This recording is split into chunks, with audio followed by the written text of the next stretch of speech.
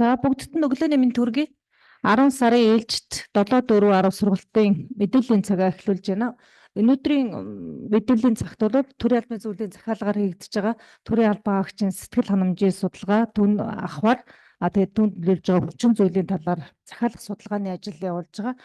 Энийг бол Шинжлэх ухааны академийн философи хүрээлэнгийн социологийн салбар хийж хэрэгжүүлэхээр ингээд төлөвлөд явж байгаа. Энэ ажлын дагуу өнөөдөр судалгааны багийн ахлагч доктор Баасан тогтох хүрэлцэн ирсэн байна. Тэгээд энэ төрийн албаны зөвлөлийн захиалгаар хийгдэж байгаа төрийн албан агчийн сэтгэл ханамж түн нөлөөлөх хүчин зүйлийн судалгааг хэрхэн авах уу, үр дүн хэзээ яаж тооцох уу энэ талаар товч мэдээлэлөөр хүрэлцэн ирсэн байна. Ингээд Баасан тогтох докторыг микрофонд урьж байна.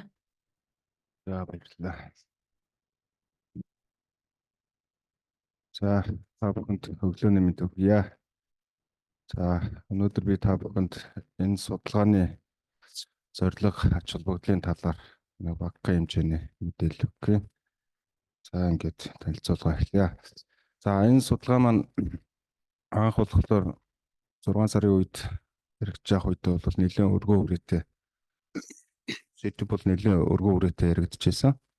За ингээд судалгааны багийн гишүүд тодорхой хэмжээний судалгаа, хайгуул судалгаа хийж мэдээлэлтэй танилцсны явцад сэдвийг бол төрийн албан агчны сэтгэл ханамж түүнд нөлөөлж байгаа хүчин зүйлс гээд ингэж тодорхойлсон байгаамаа. За энэ слайд нь яаж гүйлээ. За тэгэхээр яг энэ судалгаатай холбоотой би та бүхэнд энэ судалгаа ер нь яагаад ач холбогдолтой юм бэ? Яагаад бид нэр хийгээд байгаа юм бэ гэдэг талаар нэгдүгээрт мэдээлэл өгөх. Хоёрдугаарт та бүхнийг энэ судалгаанд идэвхтэй оролцоосоо гэсэн үгнээс бас нэг жаахан ятгах талын ийм мэдээлэл өгөх зорилготой байгаа. За тэгэхээр энэ хүрээнд болохоор нэгдүгээрт бид энэ байгууллагын талаар тодорхой ойлголттой болсон дээр баг. За хоёрдугаарт багийн гишүүд нь ер нь ямар хөө төрчлөгтэй хүмүүс байгаа юм бэ? За гуравдугаарт нь судалгаа нь өөрөө яаж ямар төлөвлөгөөний дагуу хийгдэх юм бэ? Дөрөвт нь судалсан байдал. Өрөм нь ер нь ямар судалгаа хийгээд ямар үр дүнгууд гарцсан. Энэ судалгаануудаас бидний одоогийн хийгээд байгаа судалгаа ер нь юугаар ялгаатай юм гэдгийг харах. За тавдугаарт нь судалгааны ач холбогдол. Бид нэр энэ судалгаа хийснээр ер нь ямар үр дүн хүлээгээд байгаа юм. Юугаараа давуу талтай юм гэдгийг. За 6-аад нь судалгааны энэ давхар орсон. За 7-оод нь судлах асуудал, үндэслэл зорилгоо танилцуулна. За тэгээ 8-д нь судалгааны аргачлал. За 4-т нь гарах үр дүнгийн талаар мэдээлэл өгөх юм аа. За энэ юу гүхгүй байх шүү. За тэгэхээр энэ манай байгууллагын хувьд болохоор Шинжлэх ухааны академийн философи бүрэлдэхүүн яг энэ судалгаа эрдэм шинжилгээний ялангуяа нийгмийн судалгааны чиглэлээр Монголд анх байгуулагдсан ийм байгууллага байгаа. За энэ бол 1972 онд байгуулагдсан. За тэгээ нийгмийн чиглэлээр үндсэн мэргэжсэн судалгааны байгууллагуудын ууган төлөөл хамгийн анхдагч гэж болох юм байгууллага. За манай байгууллага болохоор доктороо философийн чиглэлээр судалгаа хийдэг. За хоёр дахь нь бол социологийн чиглэлийн судалгаа, гуравт нь улс төр эрх зүй. За дөрөвт нь шашин судлалын чиглэлээр, тавд нь бодлого судлал, улс төрийн эдийн засгийн ухааны чиглэлээр ялангуяа энэ төрийн бодлоготой холбоотой асуудлаар бас нэлээд судалгаа хийж байгаа. За 6-аад нь ёс зүй сэтгэл судлалын чиглэлийн судалгаа. За 7-оод нь баян хөдөлгөөний аймагт бол усаатны чиглэлээр ийм судалгааны ажил хэрэгжүүлдэг юм мэргэжлийн байгууллага юм аа. За тэгэхээр манай салбарын тухайд ярих юм бол одоогор бол үндсэн 5 ажилтнтай байгаа. За энэ 5 ажилтан маань бол энэ судалгааны ажилд бүрэн бүрэлдэхүүн багаараа орж ажиллаж байгаа. За миний бие Баасан тогтох энэ төслийн удирдагч, социологийн ухааны доктор, за Жаргал сайхны Бат Жаргал гэдэг манай салбарын эрхлэгч, за үндсэн гүйцэтгэгч, Ямдангийн ундрал гэж бас манай салбарын социологч байна. За Даваад оржийн Намуу Эрдэнэ, Бат оржийн Алтан цэцэг гэсэн ийм бүрэлдэхүүнтэй энэ судалгааны ажлыг гүйцэтгэх юм аа. За энэ судалгааны багийн бүрэлдэхүүний онцлогийн хувьд болохоор за миний хувьд бол 2007 онд Шинжлэх ухааны академийн философи хүрээлэнд анх эрдэм шинжилгээний ажилтнаар ороод одоо 17 жил болж байна. За хамгийн сүүлд орсон товчлогтой ажилчдаас хамгийн сүүлд орсон гэх юм бол 12 онд орсон юм. Нийтдээ манай багийн бүрэлдэхүүн бол 12 жил хамтран ажилласан. Олон төрлийн судалгаан дээр хамтран ажилласан ийм баг байгаамаа. За хамгийн сүүлд гэхэд 2023 онд нийслэлийн засаг даргын хамгийн газраас хэрэгжүүлсэн нийслэлийн индекс гэх судалгаан дээр төрийн албан хаагчдын үнэлэмж хандлагын тал руу олон нийтийн санаа бодлын судалгаа, үнэлгээний судалгаа авч үр дүнг боловсруулсан ийм ажил байна. За тэгэхээр энэ бол бидний хийжсэн туршлагын хувьд юм байна. За тэгэхээр өмнө тэгвэл яг энэ бидний одоо хийх гээд байгаа судалгааны чиглэлээр ямар ажлууд хийгдсэн бэ гэдэг ингээ хайгаад үзэх юм бол ер нь их тоотой эдэн том судалгаа байгаа. За нэлээд бас шинжилгээний арга зүйн талаас бол нэлээд боломжийн боловсруулсан ийм судалгаанууд байна. За энэний дотор бол нэгд бол хүний нөөцийн судалгааны тайлан гэдэг нь Сүхбаатар аймагт хийсэн нэг аймгийн хэмжээнд хийсэн ийм судалгаа байна. За хоёрдугаарт нь шин сэргэлтийн бодлогын хурцсуур төв.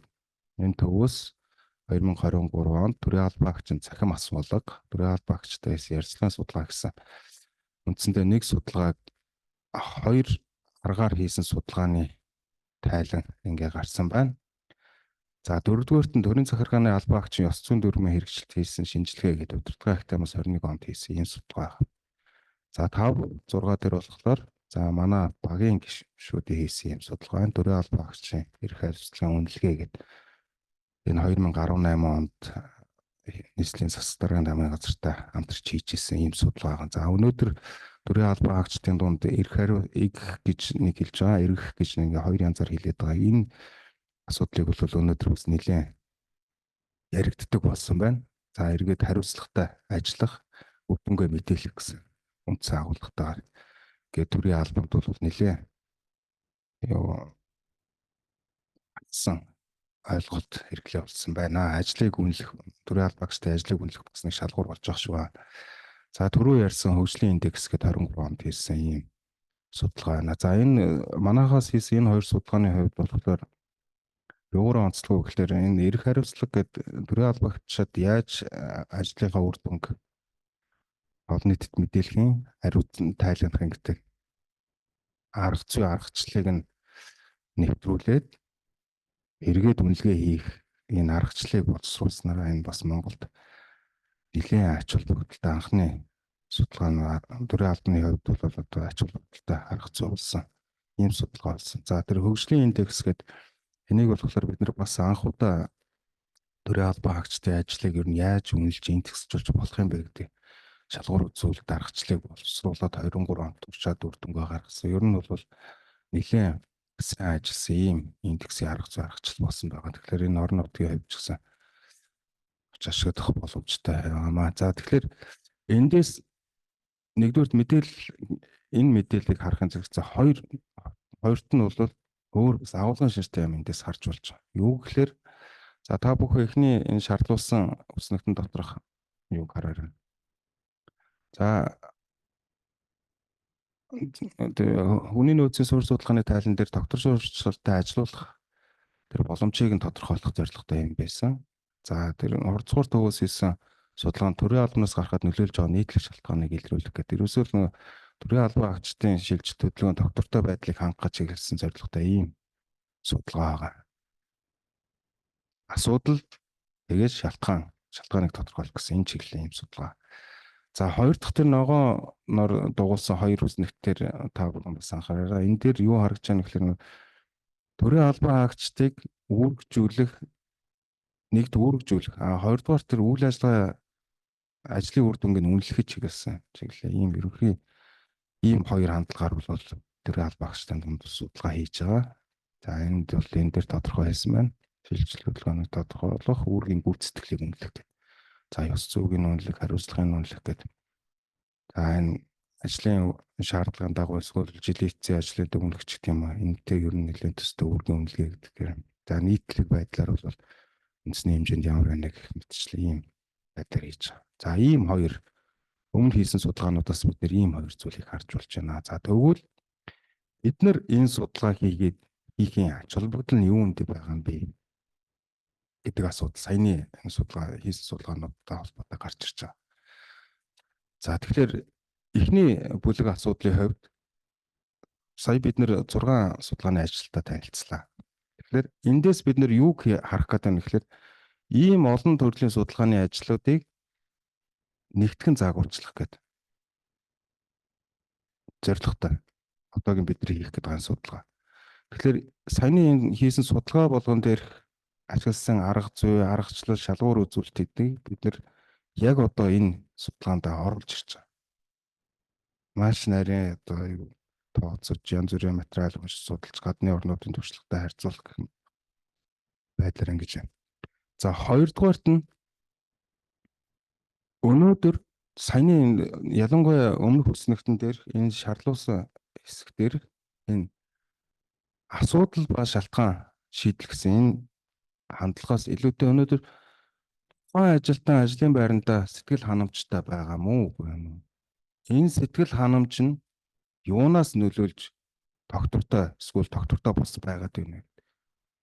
Энэ асуудлыг гаргаж ирэх чагаараа манай энэ судалгааны ажлын гол онцлог ялгаа нь илэрч байгаа. За энэ хоёр үндсэн онцлогоос гадна ардталд нь одоо энэ 5 асуудлыг дурдсан байна. За энэ дээр болохоор нэгдүгээр үнэлгээний судалгааны үндсэн арга зүй боловсруулах гэх тийм цаашид ер нь төрийн албан хаагчдын одоо юу гэдэг сэтгэл ханамжийг тодорхойлох бидний боловсруулсан энэ арга зүй ер нь чөнөө болохгүй байна гэдэг. За нэгдүгээр арга зүйг боловсруулад хоёрдугаарт бол цаашид доктортой ашиглах ийм боломж байна уугүй гэдэг энэ судалгаан дээрээс харах.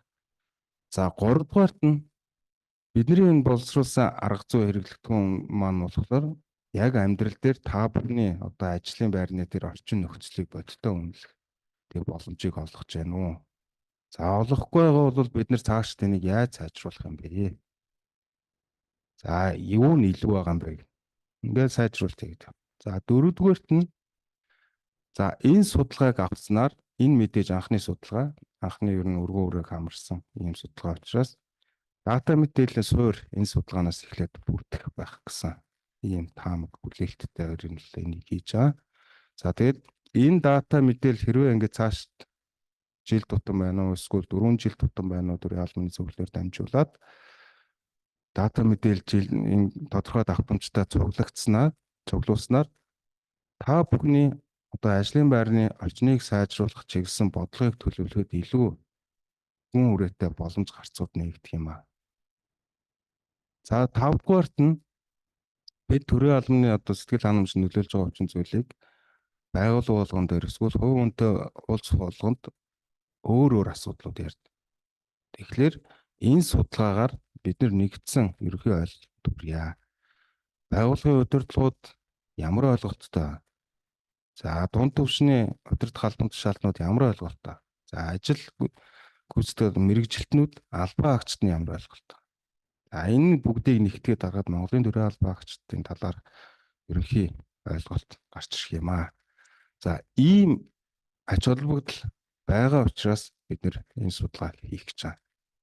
За тэгэхээр энэ судалгааны ажил болохоор өнгөрсөн жилээс яригдж эхэлсэн байгаа. За өнгөрсөн жилээс яригдж эхлээд үндсэн ажил маань болохоор за 2 сар 3 сараас гээд ажлыг хилцүүлгүүд явсан. За ерөнхий төлөвлөгөөний хувьд бол нийтдээ 8 үе шаттайгаар энэ ажил хийгдэх ёстой байгаа. За эхний 3 ажил бол хийгдсэн байна. За өнөөдөр бид судалгааны өгөгдөл цуглуулах шатан дээрээ ирсэн байна. Энэ шатан дээрээ ирсэн учраас та бүхэнд бас судалгааны ач холбогдол хэрэгцээг ер нь зөвөр ойлгуулах бид нэр энэ судалгаанд оролцоод ямар ач холбогдолтой ямар үр дүн төрөх гэдэг юм бэ гэх.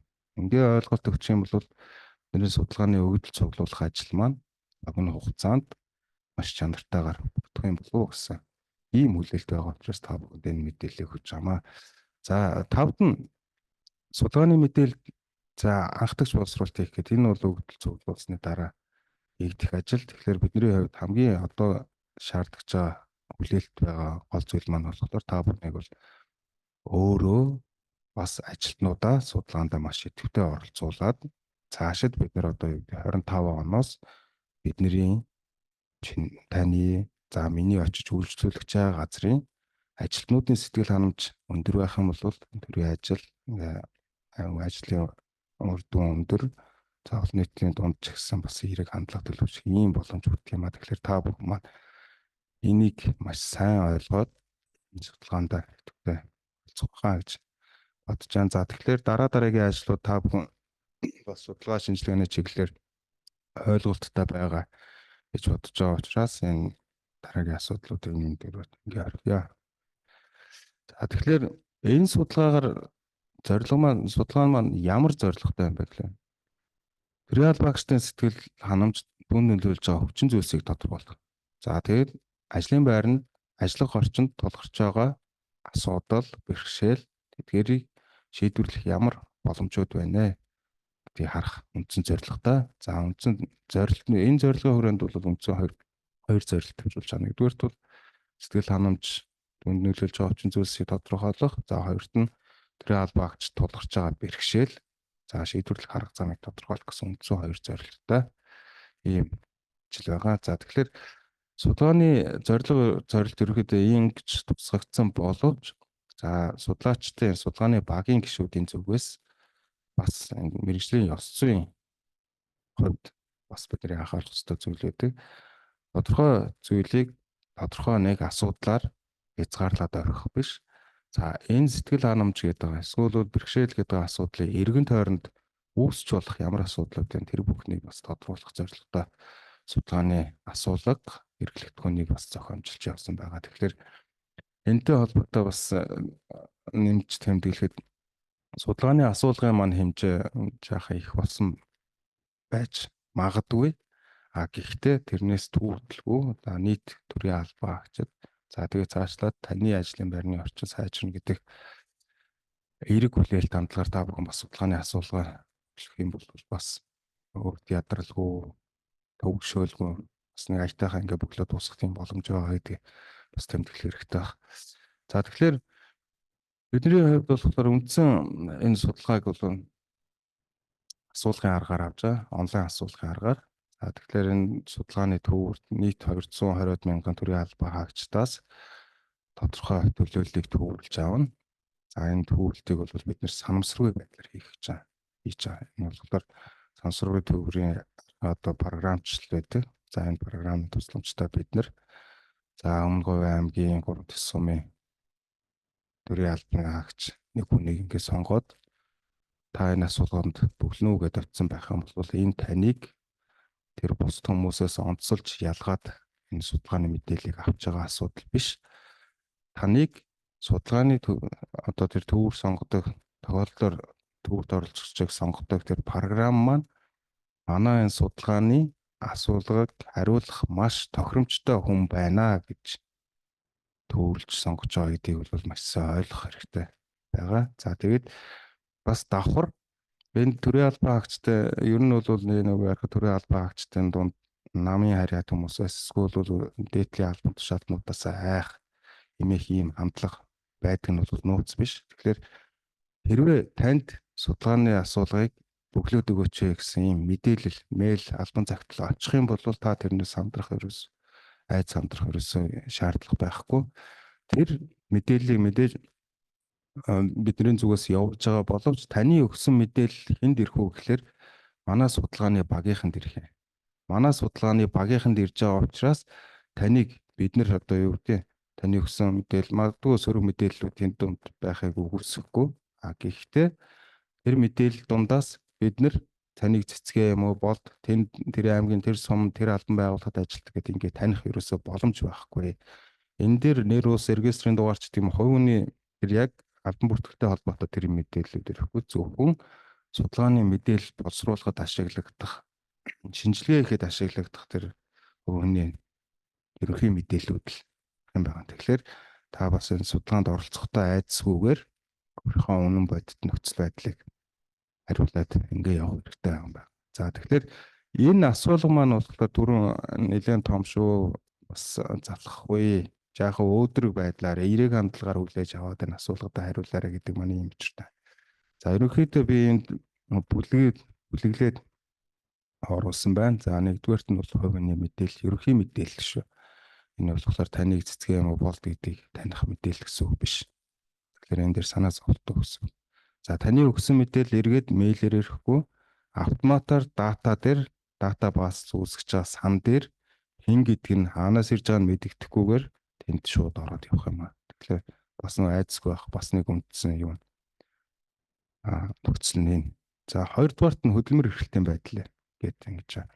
За энэ дээр хөдөлмөр эрхлэлтийн асуудлыг ингээд энэ асуудал бүр дээр ингээд тайлбарлаа яваа. За тэгэхээр Ер нь бол төрийн албанд шилжилт хөдөлгөөн дотоод болон гадагшаа чиглэсэн урсгал шилжилт хөдөлгөөн бол өндөр байгаа гэж үзээд байгаа. За энэ ч хүмүүс статистикийн баримтуудаар нотлогдож байгаа. Тэгэхээр энэ дээр шилжилт хөдөлгөөнд нөлөөлөд байгаа хүчин зүйл шалтгаан нь юу юм бэ? Энэ төрийн албаны яг аль аль шатанд энэ хөдөлгөөн өндөр байгаа юм бэ гэдэг гаргаж ирж шинжлэхийн тулд энэ асуудлыг оруулж байгаа бас нэлээд хэдэн асуулттай. За 3 дугаарт нь суралцах хөгжих боломж гэдэг энэ одоо хөдөлмөрийн тухай хуулийн дээр байж төрийн албаны тухай хуулийн дээр байж байгаа. Энэ зүйл заалт ер нь хэр хэрэгжилтэй байгаа. За 4-дүгээрт нь одоо нөгөө бидний юунд яг үндсэн асуудал хандуулаад байгаа нэг сэтгэл ханамжны асуудал руу орж байгаа. За ажлын байранд харилцаа уур амьсгал нь ер нь ямар байгаа. За хамт олонны осоо. За хамт нэг өрөөнд суугаа ажиллаж байгаа ажилтнуудаасаа болж уур амьсгал нь өөр үт юм уу? Эсвэл бол даргуй төрөлхийн хооронд байт юм уу? Магадгүй зүгээр үйлчлүүлэгчдээс улсын юм харилцааны үйлчлүүлэгчдээс болж энэ харилцааны харилцаа нь өөрчлөгддөг юм уу гэх мэтчлэн ийм асуудлыг харахын тулд энэ асуулт оруулж байгаа. За 5 дугаарт нь өөрийгөө илэрхийлэх боломж. Одоо орчин үеийн нийгмийн гол онцлог бол хүн бие даасан байх хэрэгтэй, өөрийгөө илэрхийлэх боломжтой, орон зайтай байх хэрэгтэй гэдэг. За энэ төрлийн албанд ер нь хэр нээлттэй байд юм бэ? Магадгүй өөрийгөө илэрхийлэх боломж байхгүй. Би уг нь аягүй сайн юм чадна. Би бол аягүй туршлагатай хүн. Гэвтэл намайг энэ төрлийн албанд ажилд одоо юу гэдэг ашиглаж чадахгүй байна гэж тийм. Иймэрхүү сэтгэл зүрх сэтгэлүүд эсвэл магадгүй танаас өөр одоо юу гэдэг ийм жишээ маш олон сонсогдтол дөө танаас одоо юу гэдэг туршлахгүй хүн ч тийм үү маш богино хугацааны дотор тэгээд өөр дээшээ гараа явчихдаг ч тийм. Магадгүй тэр нөгөө өөрийгөө илэрхийлэх боломж нөхцөл нь илүү байгаа ч юм л тийм. Иймэрхүү нөхцөл байдал ер нь хэр байгаа юм бэ? Тэгээ ер нь бол сэтгэл ханамж нөлөөлөлт хүчин зүйлсийн дотор өөрийгөө илэрхийлэх тэр боломж орон зай хангагдсан нөхцөл зүйл маш тийм эерэг ур амьсгалд бүрддэг шүү дээ. Тэгэхээр энийг тодруулах юм бүлэг асуудал оруулж байгаа. За 6-аад нь ажилдаа хандах хандлага байна. За энэ ажилдаа хандах хандлага энэ дээр ер нь одоо юу гэдэг ажлын байрнаас үнэсэх гэдэг энэ асуудал нэлээд хэрэгдэг. За ийм байгаа мүү үгүй юм уу гэдгийг тодруулах зорилготой. За 7 дахь бүлэг асуултын хувьд за энэ сэтгэл ханамжид нөлөөлөд байгаа гадаад дотоод хувь хүний болон байгууллагын гэсэн энэ хүчин зүйлсүүдийг тодруулах зорилготой бүлэг асуулт оруулсан байна. За 8 дугаарт нь болохоор яг одоо танд яг тухайн ажлын байрыг үүргийг гүйцэтгэхтэй холбоотой ямар бэрхшээлүүд үүсээд байгаа юм бэ? За энэ бэрхшээлүүдээ таны хувьд яавал шийдвэрлэх тийм энгийн арга зам байгаа юм бэ? Энийг тодруулж. За тэгэхээр энэ асуудал болгон бидний хувьд бол өнөөдөр энийг асуудал гэж тодорхойлж байгаа ч энэ болгон маань өөрөө тодорхой хэмжээний шийдлүүдтэй ингээд гарч ирэх. Тэгэхээр энэ судалгааны эцсээр бид нар ямар үр дүнд хүрсэн байх вэ гэхээр одоо надад миний ажлын байранд тулгамдаад байгаа энэ өндөрлөл бэрхшээл жишээлэг яаж эвтэйхэн зохицуулж шийдэж болох юм. Магадгүй асуудал байхгүй тохиолдолд бид нэр одоогийн энэ аятайхан нөхцөл байдлаа яаж илүү бүр сайхан одоо юу гэдэг аз жаргалтай ажилдаа дурдлаад ирдэг тийм болох юм бэ гэдэг. Ийм гарц шийдлүүдийг хийхин тулд асуулгыг бол зохиомжсон ажлын маань үр дүн гэсэн энэ чиглэл юм аа. За тэгээд эцэст нь бид нар эндээс сая зарим хэсгийг нь бол дурдсан. Юу хүлээгээд байна вэ гэхлээр сэтгэл ханамжид суурилсан ажлын байрыг хөгжүүлэх гарцыг тодорхойлох. Бид нар яавал энэ түрүүн хэлсэн ажилдаа дурлж ирдэг ажлыг хэрэгцээ гэж хардаг биш ажилдаа дурлж ирдэг тэр ажлын байрыг хөгжүүлэх тэр боломж гарцсан нь юу юм бэ гэдэг тодорхойлох.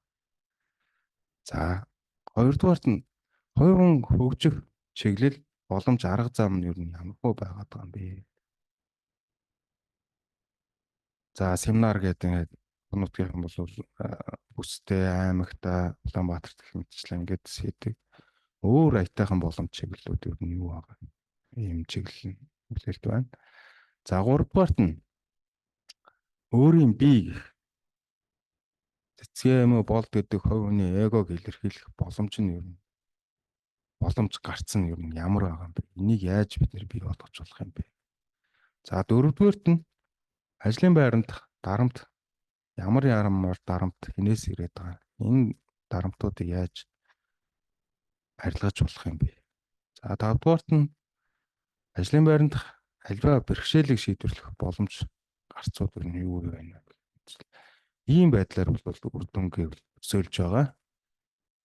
Өсөөлж байна. За тэгэхээр энэ судалгааны мэдээлэл цуглуулад үр дүнгээ боловсруулаад тайлан зөвлөмжөө гаргасны дараа бас та бүхэнд энэ чиглэлээр тодорхой одоо та бүхний оролцоотой хийсэн энэ ажлын төрийн албаны удирдах байгууллагын төрийн албаны зөвлөлд бид нэр ийм хийвэл болох юм байна шүү гэсэн танилцуулга бас их боломжтой гэдэг ажлын хэсгийн гишүүд ахлагч нь бас хэлж байгаа шүү байна. Тэгэхээр энэ тайлан гарсны дараа та бүхэндээ бас тодорхой үр дүнгууд ингэж харьцуулах юм байна гэж ойлгож байна.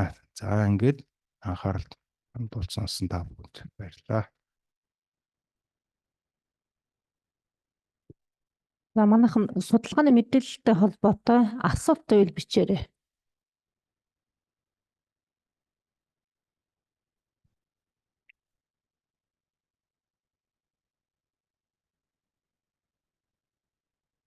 Нэг сард судалгааны ажил үргэлжлэх нь тэгэхээр энэтэй холбоотой асуулт байвал хавтуулгүйгээр товч тодорхой бичээд явчих.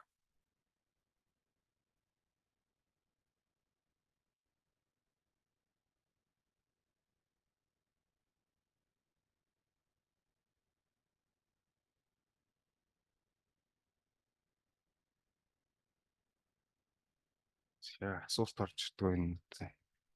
Асуулт алга. За асуултгүй бүгд ойлгомжтой мэдээллийг нэлээд цэгцтэй тодорхой өгсөн баасан тогтохтой огтор баярлалаа. Ингээд 6 асуулт мессеж орж ирж байна. Доош бол гүйлэх юм шиг байна да. Судалгааны мэдээлэл цуглуулах цахимаар зохион байгуулна. Судалгааг энэ өндө багтааж дуусгах гэнэ. За тэгэхээр судалгааны мэдээлэл цуглуулалт маань цахимаар энэ 11 сард явна. За судалгааны тайлан бичлэг боловсруулалтын ажил. Уг нь бол яг энэ судалгааны маань гэрээлсэн хугацаа болохоор 2024 оны 6 сараас 2025 оны 6 сар хүртэл гэж байгаа. За бидний хувьд болохоор ажлыг бас нэлээд шахаад энэ ондоо дуусгахыг гэсэн юм төлөвлөгөөтэй судалгааны багийнхан бол ажиллаж байгаа. Асуулгын хуудас файлаар өгч болох уу? За яг судалгаанд оролцох одоо төвийн сонголтын програмаар судалгаанд оролцохоор сонгогдсон тэр хүнд линкээр очино. За цааш нээлттэй болох асуудал нь та бүхний. Нийт албан хаагчид хамрагдаагүй сонгосон хүмүүсээс авах юм байна гэж ойлголоо.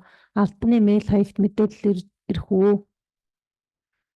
За юу н албан бичиг ерөнхийдөө очих байх гэж чиглэл ингээд мэдээлэл одоо ингээд хөгжиж байгаа учраас линкээр тухайн судалгаанд оролцогчд мэдээлэл нь очих واخа.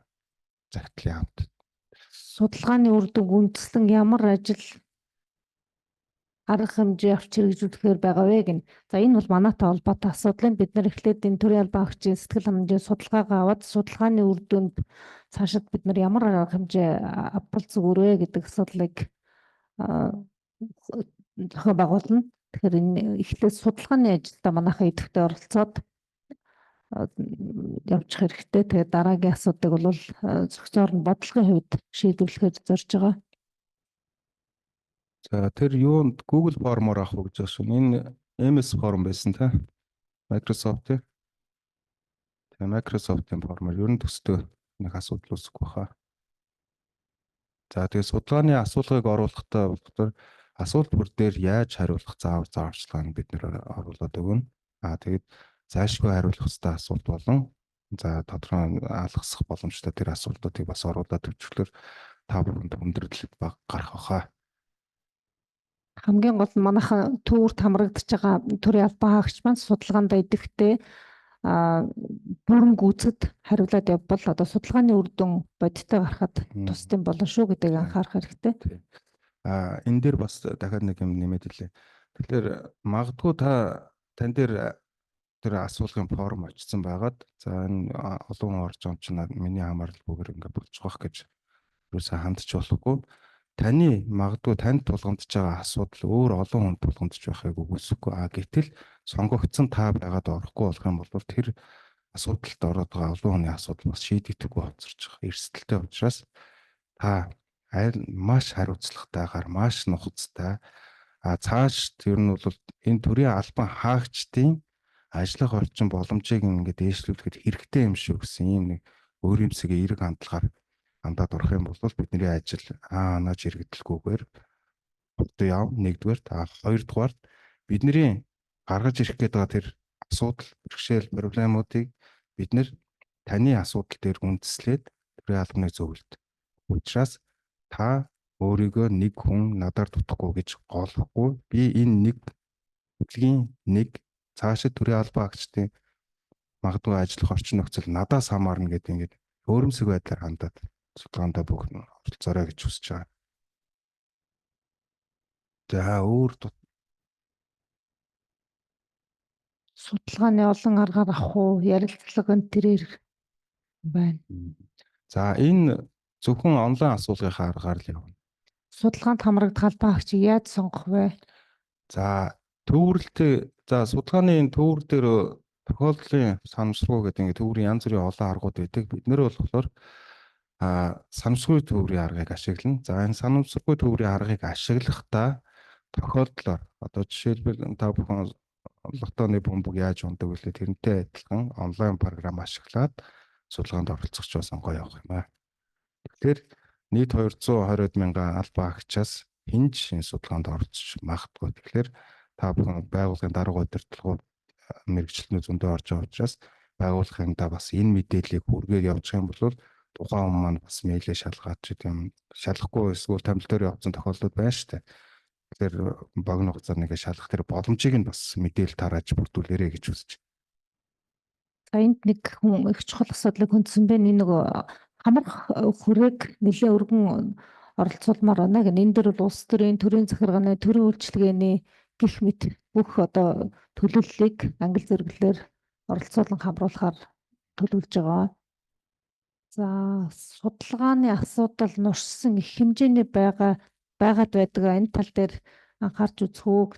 За тэгэхээр энэ болохоор судлах байгаа асуудлаасаа хамаардаг учраас бид нэр яг магадгүй та бүхний одоо амрыг бодоод ч юм уу судалгаанд оролцох байгаа амрыг өөрсдийнхөө амрыг бодоод асуулгыг маш багаар тодорхой томьёолж болно. Гэхдээ төрийн албаны зөвлөлөөс энэ асуудалд маш их ач холбогдол өгж байгаа учраас бид нар бас тэр хэмжээнд ажиллах шаардлагатай. Тийм учраас асуулгын маань хэмжээ жаахан дуу байгаа. Гэхдээ та бүхнийг залхаахаар хэмжээний тийм нуршсан, давтсан тийм асуудлууд байхгүй. Асуулт бүр дээр тийм сонирхолтой нөхцлүүд тавигдсан байгаа. Тийм болохоор судалгааны асуулт хэр зэрэг өргөн байна, тэр хэмжээнд нөлөөлж байгаа хүчин зүйлүүдийг зөв тодорхойлох гэж байгаа учраас манайхан энэ дээр залхалгүй яг нэг цаг гаргаж сууж агаад тодорхой хариулчвал бидний одоо ажилд нөлөөлж байгаа хүчин зүйлээ зөв тодорхойлох юм шүү. Тийм учраас манайхан идэвхтэй хамрагдаад бүрэн бүтэн бөглөж өгөөрэй гэдэг дахин хэлье. За тэгээд энэ төрийн албанд ажиллаж байгаа хүмүүс учраас бичиг цаастай ажил сурсан. Тэгэхээр нэг хүнд нэг дунджаар 25-аас 30 минут зарцуулах ийм ажил байгаа. Зөвхөн энэ хугацаанд та нарын одоо юу гэдэг ирээдүйн боломж давуу талууд энэ хугацаанд л үүсэх юм шүү гэнэ. Зарим нь бол жоохон саналын шинжтээнүүдийн төрийн албан хаагчийн англи тус бүр хамрагдж байгаа албан хаагчийн ажил үүргийн онцлог өөр байдаг. Энэ онцлогт харуулхаг онцлогоос шалтгаалуудад бүгдийн жигд хамрагнаа гэд дөрөв хариулсан байгаа. Сонгуулийн дүнгээр улс төрийн албан хаагч чөлөөлөгдсөн байвал яах вэ гэж байна. За ямар ч гэсэн улс төрийн албан хаагчийн төлөөллөг оруулаад судалгаагаа үнэн зөв боддоор гаргахын тулд бүх төлөөллөгийг оролцуулнаа. Сургалтын эхэнд өгсөн Асуултын хариулт сургалтаас өндөр өмнө За энэ нөгөө манайтай холбоотой асуудал нь өмнөх сэдвийн дагуу асуусан асуултуудад хариулаад энэ их сайн болжээ гэж баярлалаа. Бид нар бас нэн шаардлагатай асуултууд маш ихээр ирж байгаа учраас багцлаад агуулгыг давхардуулгүйгээр дараагийн мэдээллийн цагийн өмнөх сэдвийн хариултуудаа тавихыг хичээж ажиллаж байгаа. Анхаарч ажиллая. Баярлалаа.